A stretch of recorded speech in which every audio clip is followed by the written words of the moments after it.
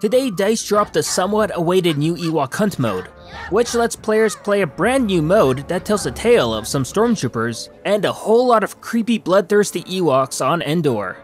The basis is that one player starts off as the lone Ewok, while everyone else plays as Stormtroopers who decide to randomly take a midnight stroll through the Endor wilderness. The lone Ewok's job is to use the dark to their advantage, and creep up on the Stormtroopers to take them out one by one.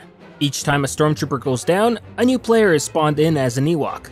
The Stormtrooper goal is to stay alive until a transport ship can come in and extract you from the area. Playing as a Stormtrooper, your sight is very poor in the dark, and you rely solely on your trusty flashlight to help you see your surroundings. Unfortunately, the flashlight can only stay on for a short while before it flickers out, and you need to wait for it to recharge before using it again.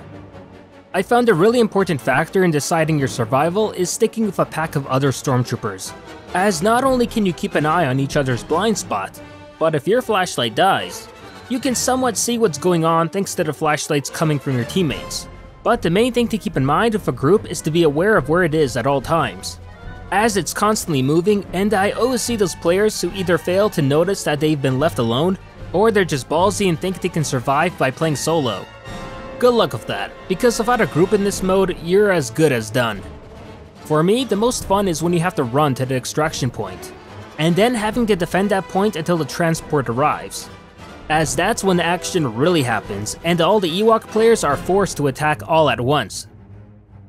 Now as an Ewok, your night vision is far superior, so you don't need to worry about the need of a flashlight to get by. If anything, you actually take advantage of the lights from the random Stormtroopers, as it exposes their location and allows you to plan your attack. Your mobility is also better as an Ewok, as you're able to travel around the map on the ground or through the Ewok villages in the trees. You can use the Ewok burrows to teleport back to the village if needed in case you ever need to get back up. Not to mention there are also random Ewok-made traps for Stormtroopers scattered around the map. But I never really figured out if you can repair the traps that already attacked a confused Stormtrooper. Unfortunately, Ewoks are also slow, so you have to try and sneak your way to Stormtroopers and not get caught by doing so to actually do any damage with your melee spear attack. You also have a sack of Wisties, these little killer mosquito type of pixies, that can distract Stormtroopers and even do some damage to them while allowing you to attack at the same time. Now, during my time of playing, I did notice a couple of things that could have been better. First, regarding some iffy player spawning. As when I started the game as a Stormtrooper, I almost immediately got attacked by an Ewok player, who somehow spawned right next to me at the beginning of a game. I also noticed the end screen stats page to be a little buggy, as even though it told me I killed one Ewok, yet the scoreboard screen ignored that and instead said 0 kills. Now, it's not a major bug or anything like that, but more of a little annoyance. Now, speaking about other little annoyances, this mode desperately needs a timer showing you how much time is left until the transport arrives. Because at first time playing the mode, I started laughing thinking there was no timer in this mode at all, until I saw the 5-minute mark warning pop up later on. I would much rather have a constant timer on the screen to know my team's progress whenever need be, rather than just waiting and waiting for the 5-minute mark to pop up. Also, I'm not sure about this one, but I think you should be able to view your teammate's location on the minimap, especially when you get lost and you're alone. But then again, I can also see the reason for that not to be included, as it does ramp up the difficulty.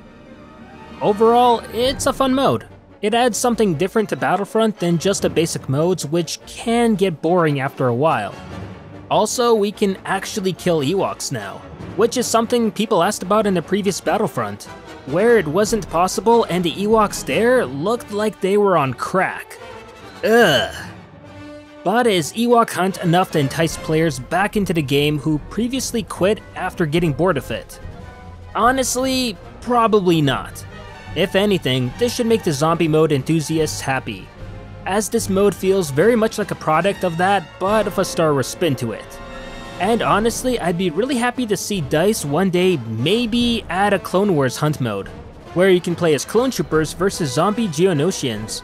Which, yeah, that is a thing that happened in the Clone Wars. But for now, this limited time Ewok Hunt mode has really reignited my interest for future Battlefront content, and I can't wait to see what's next. This is N7 from Silo, signing off.